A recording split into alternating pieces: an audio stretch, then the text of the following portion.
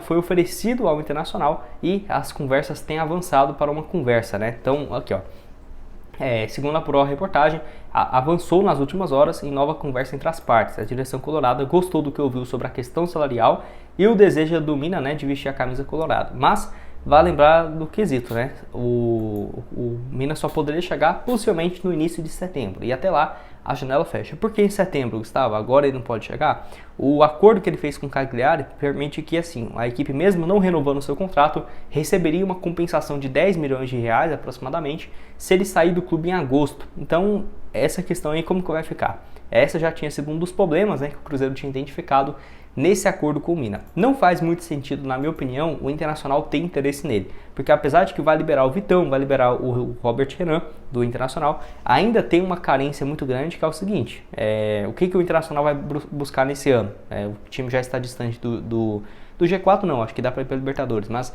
de títulos, né, já saiu de tudo, da Sul-Americana também, da Copa do Brasil, do Brasileirão foi muito mal, perdeu também o campeonato estadual com um baita investimento, então acho que o Internacional não vai fazer um investimento tão alto assim também não.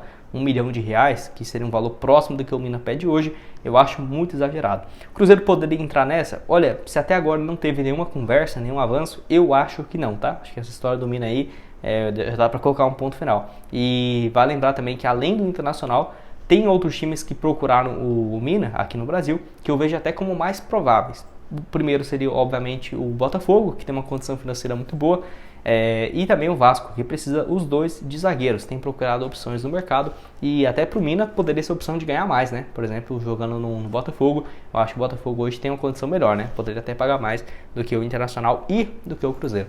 Então tá aqui o desempenho dele, de 14 partidas no ano passado, 2 gols, é um baita zagueiro. Se o Cruzeiro não tivesse uma dupla tão boa e bons reservas, eu gosto do Vidalba, eu acho o Jonathan Jesus com um potencial absurdo, aí poderíamos pensar nessa possibilidade, mas já tendo, eu prefiro que o Cruzeiro espere, analisa para o ano que vem, se precisar de um zagueiro, beleza, contrata o Mina ou contrata outro com valor alto, se não, vê as carências que vão surgir, né, no lateral direito, um ponta, dependendo vai precisar de outro meia, e aí você usa esse valor que seria de R$1 milhão para o Mina, fora ainda uma compensação financeira para o Cagliari, para contratar o atleta mais importante. Apesar de que eu acho o Mina sensacional, gostaria muito de ver o Mina aqui no Cruzeiro, mas não é que o Pelourense tem dinheiro que vai ficar gastando com tudo, né? Já trouxe um baita zagueiro, vai contratar outro, não acho que vai fazer isso. E para terminar aqui com vocês, vamos falar sobre ele, né? O Vitor Roque, que entra num caso parecido com o Ederson, mas pode render também, ou que eu gosto de ver aqui as análises, ó, nessa posição, com a saída do Palacios também, né? Que podia jogar por aquele setor, temos apenas o Wesley Gasolina de lateral direito de origem. Então, assim, vamos colocar, o William ficou suspenso para um jogo, vai jogar o Gasolina. É um maior problema do mundo, do Cruzeiro? Não, um jogo não. Mas e se o William, por exemplo, pega uma lesão ali de 4 jogos, 5 jogos? Ou se esse jogo que o Wesley vai jogar é contra o Atlético Mineiro, por exemplo? E aí, como que fica? É um clássico, um jogo importante. É igual aquele jogo quando o Cruzeiro não pôde contar com a sua dupla de zaga, né, contra o Flamengo. Deu pra ver que já deu uma comprometida porque não tem reservas à altura, né? E tirando o lateral direito, eu acho que o Cruzeiro se reforçou bem e tem opções para todos os setores do elenco. Tirando também um camisa 10. Eu acho que o Cruzeiro faltou um camisa 10 para ter um reserva do Matheus Pereira. Não temos. Quem que seria um meia de criação para esse papel? Improvisar o Lautaro Dias? Ainda não vimos ele jogar. Então acho que faltou um meia, mas vamos contar com a sorte. O Matheus Pereira e o William seguir bem fisicamente até o final do ano. Ninguém vai sentir essas faltas e essas carências. Mas na lateral direita eu vejo esse problema, né? Porque o Gasolina claramente não tem sido aproveitado e claramente a impressão que passa é que ele não tem nem a confiança do Seabra, né? Porque ele é relacionado, porque é o único lateral direito de origem. Não é à toa que no ano só 12 jogos, mas 2 no Brasileirão, um só naquele jogo contra o Vasco, jogou 2 minutos, e se tivesse a confiança do Seabra, ele entraria ali faltando 15 minutos, 16, né? Porque o William é o jogador que mais entrou em campo pelo Cruzeiro na temporada e fica desgastado. Nem isso, tá? Não tem jogado de forma alguma, e enfim, eu acho que não tem essa confiança por parte do técnico. O William, então, que segue numa fase absurda, né? 2 gols nos últimos 2 jogos, número de um ponta direita, 37 jogos, 5 gols e 9 assistências. Falando nessa fase boa e nos próximos jogos, te convido a conhecer a Esportiva. Vamos ver como que tá as cotações, se o Cruzeiro tá favorito ou não, né, nesse jogo contra o Fortaleza. Vitória da Raposa, então, pagando 1,94 a cada real apostado. Então, 1,93. Se eu colocar R$100 aqui e o Cruzeiro vencer, voltaria R$193. E também o próximo jogo, né, Cruzeiro Atlético Mineiro. Se o Cruzeiro vencer também, cotações muito parecidas, R$100 voltando 193. Vencer os dois jogos, R$100 voltaria 374. Já fiz minhas apostas aqui para esse compromisso. Para você começar é muito simples, o link da Esportiva VIP vai estar aqui embaixo na descrição. Você vê aqui em descrição, vai estar o link lá. Lembrando, tem esses jogos, tem da Copa do Brasil, ocorreram vários nessa última semana, tem esse dia 31 aqui que eu estou gravando vários outros jogos. Muito simples para você começar. Copa do Brasil Sub-20, né, que eu estou olhando, mas a Copa do Brasil principal é essa aqui. Para você começar, então, o link está aqui embaixo na descrição. Eu achei interessante também que o portal aqui, o Olheiro Sudaca, ainda foi perguntado, né, um seguidor que falou que o Cruzeiro precisa de um lateral direito. E ele falou aqui, ó, o Barinaga, que eu indiquei para Fortaleza, lateral direito argentino, é um bom nome, bem interessante, e o maior investimento poderia ser também o Vitinho do Burley, que já passou no próprio Cruzeiro. Vamos falar aqui primeiramente sobre o Juan, né, o Barinaga, que tem 23 anos de idade, titular do Belgrano há 2 temporadas e meia e vive uma fase interessantíssima, né? Até porque ele tem apenas 23 anos de idade e tem um valor de mercado também próximo disso, 15 a 20 milhões de reais. Não é uma pena porque seria bem salgado, tem ainda mais 2 anos de contrato com o Belgrano na atual temporada, 27 partidas, 3 gols e 3 assistências, tem tudo para ser o seu melhor ano, né? Superando a temporada passada de 35 jogos apenas. Acho que pode ser uma boa opção, não vi nenhum jogo dele, nem nada. É claro que é difícil, né, você contratar um jogador por um preço alto e ele vai ser reserva. Mas, e aí, vai ficar com gasolina? Enfim, nesse cenário, se não for para contratar ninguém, se estiver muito caro, né, vamos colocar, 20 milhões de reais no lateral direito, é puxado. E aí eu sou a favor de subir as opções da base mesmo, porque o Cruzeiro revelou boas opções na lateral direita. Tem um Dorival, por exemplo, que vem se destacando no time sub-20 já tem um tempo. Enfim, acho que o Juan aqui poderia ser uma alternativa, mas se o Cruzeiro não tiver a fim de gastar, eu prefiro dar espaço para os jogadores da base do que um jogador do time profissional que você já sabe o que ele vai entregar, e às vezes o que você sabe é muito pouco, né? Vai entregar pouco no restante da temporada. E para terminar aqui, o Vitinho, que tem um valor de 25 milhões de reais, jogou, né, a última Premier League pelo Burnley, foi até que bem, 36 partidas e 2 assistências, mas vale lembrar, ele foi muito mais reserva do que titular no ano passado, tá? E aí, nesse ano, a temporada vai começar e tem contrato ainda por mais 2 temporadas. Quando ele foi comprado, foi por um valor próximo de 1 milhão de euros, achei até baixo, não sei se teve uma compensação financeira, algo assim, porque ele foi comprado por 2 milhões de euros do Cruzeiro e foi revendido a 1 milhão. Eu acho que isso aqui tá errado, acho que foi um valor até mais alto do que isso. Até fiz vídeo, né, quanto que o Cruzeiro pegaria naquela ocasião. Acho excelente também, mas é igual eu falei, é um jogador que chegaria para ser titular, na minha opinião, hoje, seria titular em todos os times do Brasil. Todos os times do Brasil ele seria titular.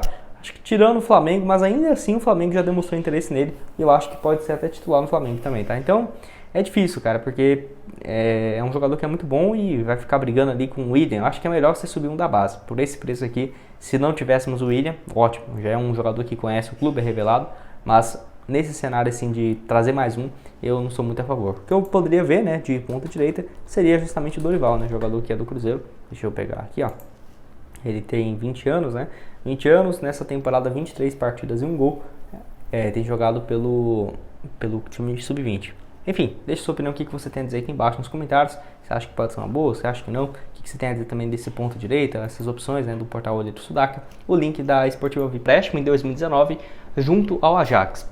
Naquela ocasião, ele era um jogador com uma promessa, né, do futebol sul-americano. Não é à toa que ele foi comprado pelo Ajax por 3 milhões e 600 mil euros, né, em 2017, vindo do Deportivo Cali, onde vinha com ótimas atuações. Tinha jogado aí um pouco mais de 64 jogos, 3 gols pelo Deportivo Cali, na época bem jovem, acho que ele tinha 18, 19 anos.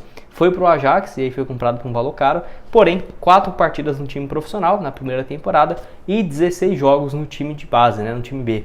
Nem acho que foi um desempenho ruim, né, para um primeiro ano colombiano de adaptação, e aí o Cruzeiro pegou ele de empréstimo. 35 partidas pelo Cruzeiro, 2 gols e 1 assistência naquela Série A. Uma pena que o Cruzeiro foi rebaixado, né, mas o Orejuela era um dos jogadores que eu mais gostava no elenco do Cruzeiro. Lembro no gol dele contra o Santos, né, foi esse aqui, e outro contra o Fortaleza, foi. Rapaz, eu tô bem de memória, meu Deus.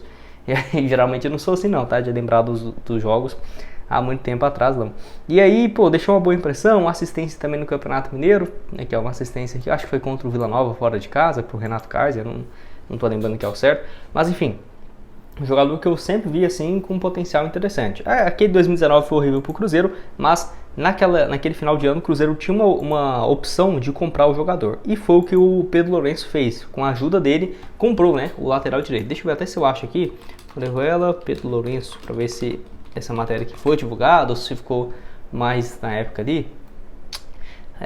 Enfim, não vai achar aqui de cara, mas o Cruzeiro, aqui ó, na época o Cruzeiro então pagou um pouco mais de 6 milhões de reais e vendeu, né, depois de um ano por 13 milhões e meio para o São Paulo, né, e tá aqui ó, no caso a venda dele para o São Paulo, ele divide o valor com o mecenas, né, que o Pedro Lourenço havia ajudado então a comprar, no caso o jogador. O Cruzeiro então recebeu esse valor interessantíssimo pelo Orejuela, 13 milhões de reais, até porque, vale lembrar, o Cruzeiro naquela ocasião estava extremamente complicado. E tá aqui, ó, Pedro Lourenço ficará com 50% da venda, metade será entrega, no caso, responsável por financiar a contratação do lateral direito em dezembro de 2019, e na ocasião o jogador teve 50% dos direitos econômicos comprados por 1,5 milhão de dólares, né, 6 milhões de reais. Meu Deus, 6 milhões e meio hoje está quase 10 milhões, né, rapaz do céu. Mais de um ano depois, os mineiros conseguiram arrecadar o dobro da venda. Então, até que deu certo. E o Cruzeiro teve medo, porque em 2020, quando o Cruzeiro comprou ele, pensou que já iria aparecer um outro clube interessado, né? Porque já estava fixado em contrato. O Cruzeiro comprou em dezembro, pensou que em janeiro, fevereiro já ia aparecer um time interessado. Não foi o que aconteceu. Ele foi emprestado ao Grêmio em 2020, uma compensação pelo empréstimo, mas longe dos 1,5 milhão de euros que o Cruzeiro pagou, de dólares. Por lá ele foi bem, 31 partidas e um gol, mas teve uma lesão bem séria no final da temporada e isso aí acabou, na minha opinião, até desvalorizando um pouco ele. Porém, ainda estava em alta, teve interesse do São Paulo, lembro que um time lá da Grécia e tudo mais. No São Paulo então pagou esse valor e foi um péssimo negócio para o São Paulo, né? Porque 2021, 15 partidas e um gol, ele até foi repassado em 2021, depois em 2022, né, para o Grêmio, onde naquela ocasião jogou 8 jogos, não foi bem, e foi reemprestado ao Atlético Paranaense, que aqui eu considero a última boa passagem dele no futebol brasileiro. No Atlético Paranaense ele não foi ruim, tá? Claro que ele não foi um titular absoluto, mas ele teve uma boa participação. Mas é porque já estava em final de contrato e tudo mais, acabou que o Atlético não fez questão de comprá-lo, porque o São Paulo pedia a volta, né, desses 13 milhões. Dá pra ver aqui que a grande parte dos jogos ele foi titular, né? Aí, ó, essa setinha é quando ele sai do jogo, ó. Então, quando ele entrava, ele sempre era um titular na lateral direita e teve uma boa passagem. Aí, 2022, ele volta, né? Foi 2023 no São Paulo, 8 partidas no ano passado, foi emprestado para o Ceará, mas nem entrou em campo. E onde que ele estava? Ele estava lá no Independente Medellín, onde ficou durante uma temporada, né? Basicamente, jogou 41 jogos, 1 gol e 4 assistências. Teve um bom desempenho, ele sempre foi titular lá no Independente Medellín da Colômbia.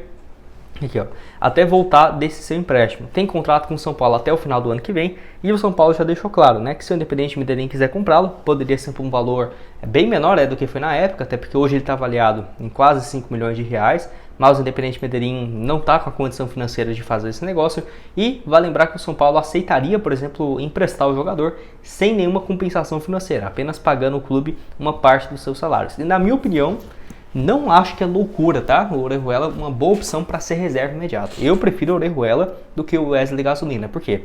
Porque, o Orejuela jogou bem, né, nesse campeonato colombiano. Ó, se você for ver aqui a nota média dele, ó, não sei se tem aqui. Ah, tem sim.